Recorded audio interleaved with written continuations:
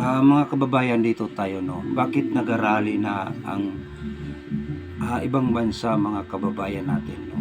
Yung mga OFW. Isipin mo, mga libo-libong umatin sa rally sa Tokyo, Japan, yung mga OFW, no? Mabuti pa ang mga pulis doon sa Tokyo, Japan. Binibigyan silang guide, no?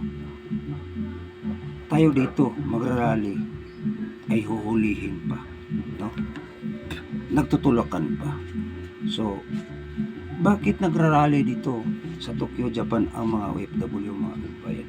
Naramdam nila ang pera nila, mga savings, at kinuha na ni Martin Romualdez, mga kababayan, no? Ramdaman na nila, no? Saka yung Quadcom, no? Mukhang pera ang mga senador, no? Although mapipili mo yung mga senador. Wala naman si Martin Kulita, no? No, wala na dyan. Ngayon, hindi kaya pamunuan ni Bongbong Marcos ang ating bansa. Alam mo, kababayan, ang mahawak natin dito sa ating bansa si Romualdez, Martin Romualdez, no, kababayan. Bakit? No? Hindi sa iniilik na siya ang presidente, no? Si Bongbong Marcos isang weak leader under sa asawa niya, si Lisa, no, Araneta. So, ang bayan natin, kababayan, tumagilid na. Kulang nang magsabi ang Vice President natin na i-abandon ship. So, kailan pa mga gagawin natin, mga kababayan?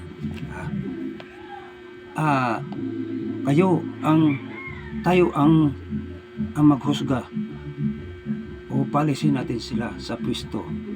Tayo ang may karapatan, mga kababayan, no? So, suportahan natin si Sara Duterte baka bilang presidente, no? Marcolita, iboto natin pagka senador. Si Pastor Kibuloy, iboto natin pagka senador. Sa mga kasama rin niya, no?